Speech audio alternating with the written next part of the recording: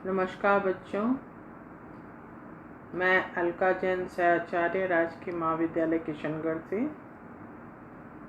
बच्चों, आज मैं हिंदी कहानी का उद्भव और विकास का अध्ययन करा रही हूँ।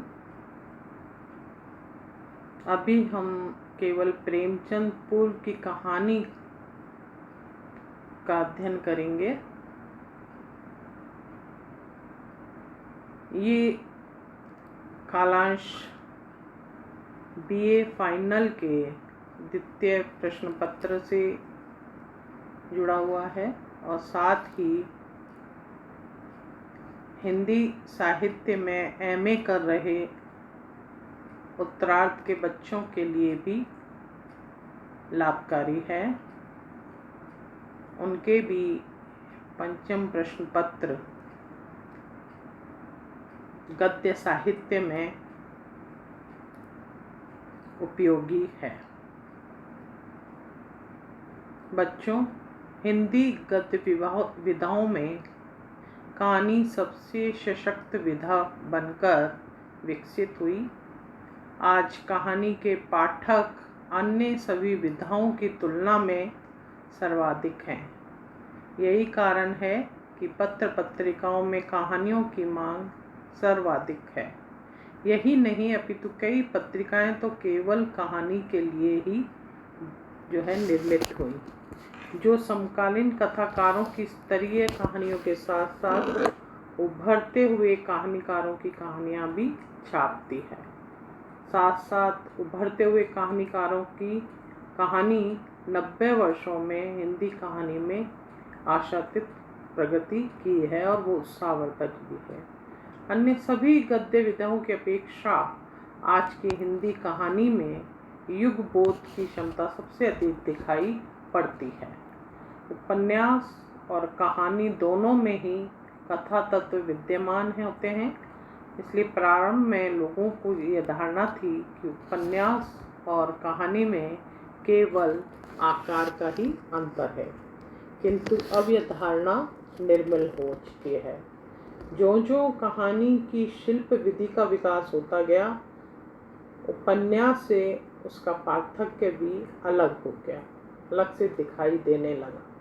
वास्तव में कहानी में जीवन के किसी एक अंग या संवेदना की अभिव्यक्ति होती है, जबकि उपन्यास में जीवन की समग्रता का अंकन किया जाता है। स्पष्ट है कि कहानी की मूल आत्मा एक संवेदना या एक प्रभाव है।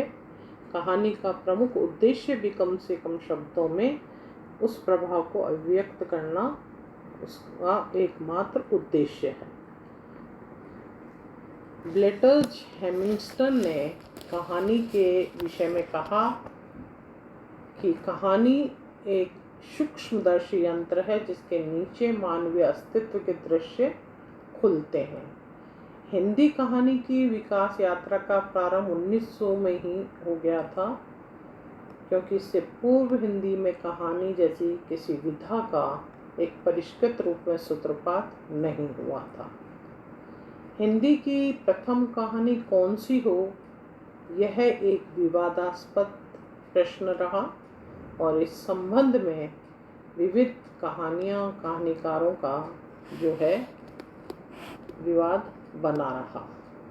रानी केतकी की कहानी, जो कि मुंशी इंशाअल्लाह खान ने लिखी थी। राजा भोज का सपना, जो शिव प्रसाद सितारे हिंद ने लिखा। इंदुमती किशोरीलाल गोस्वामी ने लिखा। दुलाई वाली वंग महिला ने लिखा। एक टोकरी पर मिट्टी, माधव राय सप्रे ने। 11 वर्ष का समय, आचार्य रामचंद्र शुक्ल ने। इनमें से जो 2 कहानी हैं वो कहानी कला के तत्व में विद्यमान नहीं है, इसलिए इसे हिंदी कहानी की श्रेणी में नहीं रखा गया। आचार्य रामचंद्र शुक्ल ने इंदुमती को हिंदी की प्रथम मौलिक कहानी कहा, जिसका प्रकाशन 1900 में सरस्वती पत्रिका में हुआ था। किंतु शिवदाल सिंह चौहान के अनुसार यह कहानी शेक्सपियर के टेम्पेस्ट का अनुवाद है। अतः मौलिक रचना इसे नहीं। सरस्वती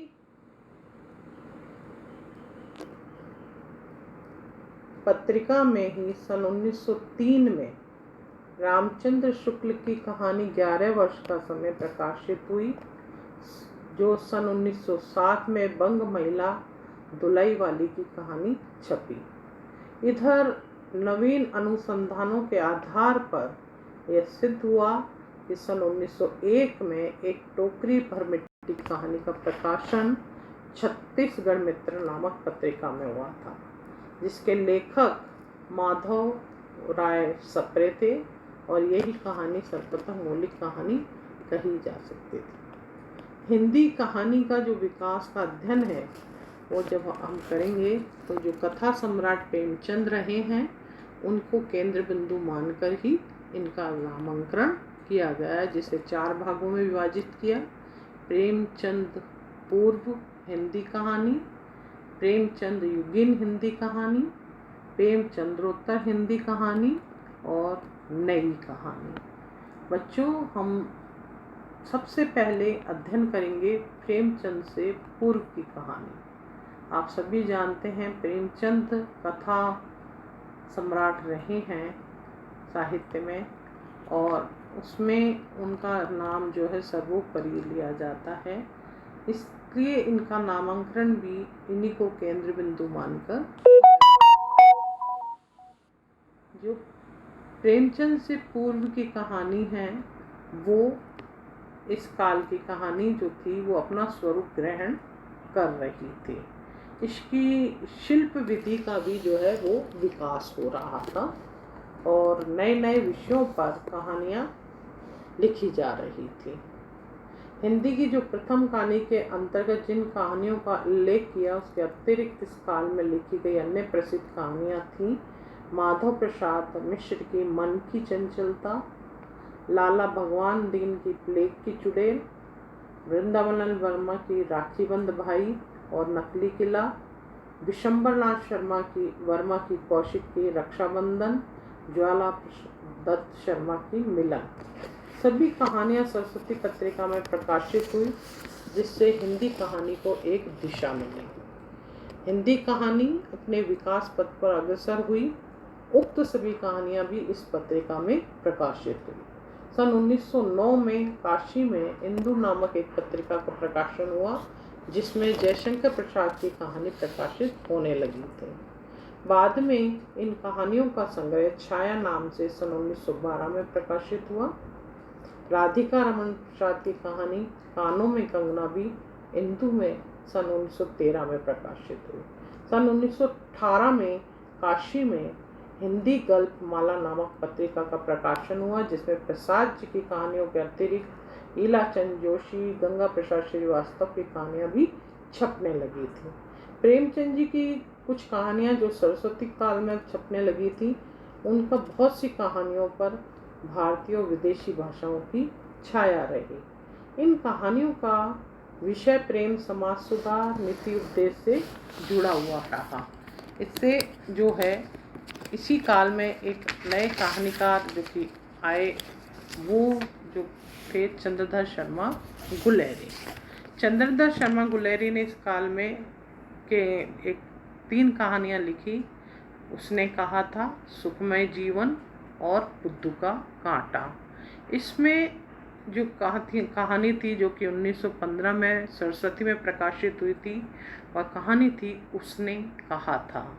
कथ्य और शिल्प दोनों ही दृष्टियों से ये कहानी बहुत ही सर्वश्रेष्ठ कही गई। कहानी का मूल विषय था आदर्श प्रेम, जो कि त्याग और बलिदान के लिए प्रेरित करता है। इस दृष्टि से जो ये कहानी थी वो बहुत ही सशक्त और प्रभावपूर्ण कहानी मानी गई। हिंदी कथा यात्रा के इसी प्रथम चरण में कहानी अभी बाल्यावस्था में ही थी। प्रेमचंद के आगमन से पूर्व हिंदी कहानी का कोई भी सशक्त रूप नहीं उभर पाया था, किंतु अपवाद रूप में गुलेरी जी और प्रसाद जी की कहानियों को लिया जा सकता है। इससे स्पष्ट विवेचन से स्पष्ट होता है कि हिंदी कहानी का विकास लगभग 1900 से आरंभ हुआ और धीरे धीरे उसका मौलिक स्वरूप और स्वतंत्र सत्ता विकसित हुई। उसने कहा था कहानी को हिंदी कहानी के विकास में एक प्रथम सोपान की महत्वपूर्ण उपलब्धि कहा जा सकता है। तो इस प्रकार बच्चों सन 1900 से प्रारंभ हुआ प्रेमचंद का पूर्व का काल, जो कि भारतेंदु काल से भी प्रभावित था, भारतेंदु जी से भी प्रभावित था। वो काल जो कि 1900 से शुरू होकर 1916 तक चला और फिर धीरे उसी काल में हमारे इस साहित्य जगत में अवतरित हुए प्रेमचंद, जिनके बारे में हम आगे के सत्र में चर्चा करेंगे।